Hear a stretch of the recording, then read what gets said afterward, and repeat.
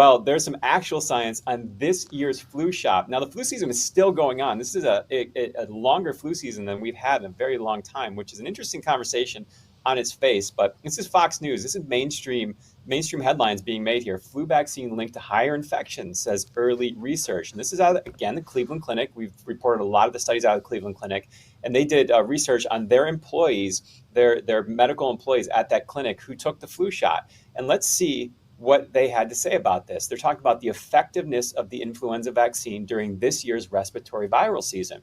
And they said among 53,402 employees, 43,857, 82.1%, had received the influenza vaccine by the end of the study. Influenza occurred in 1,079, or 2.02% during the study. The cumulative incidence of influenza was similar for the vaccinated and unvaccinated states early, but over the course of the study, the cumulative incidence of influenza increased more rapidly among the vaccinated than the unvaccinated. Well, that's not what you want. So let's go to the graph here. It shows what I'm talking about.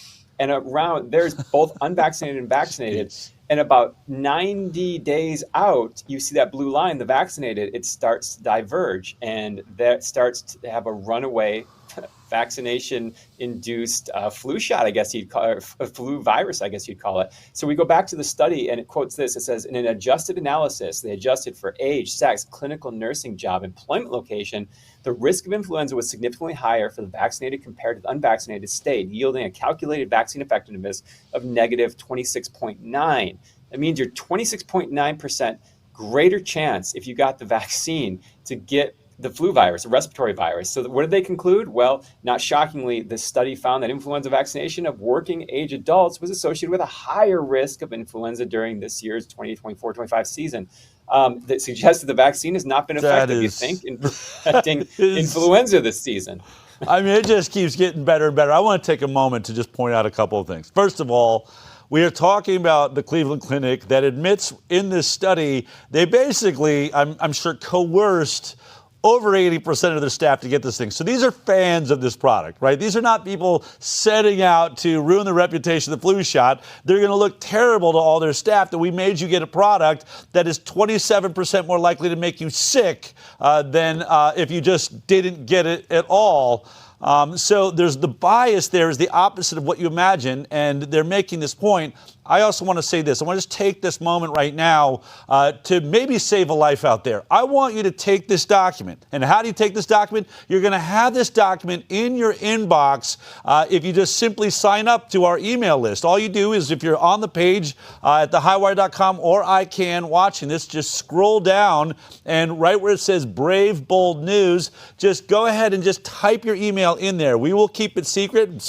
We don't sell it out to anybody, but it gives you all the evidence of everything. This is our Highwire protocol, complete transparency, everything in your inbox. But here's what I want you to do this week.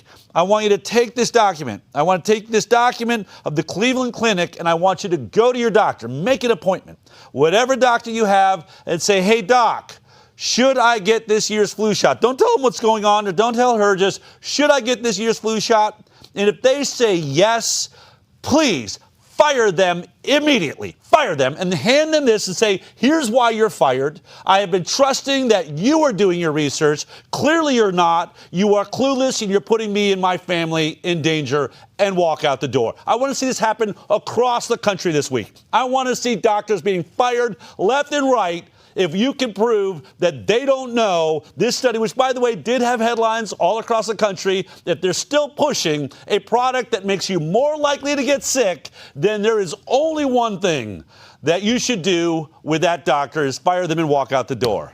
I'm so tired of letting idiots make decisions about our health and our future and our children.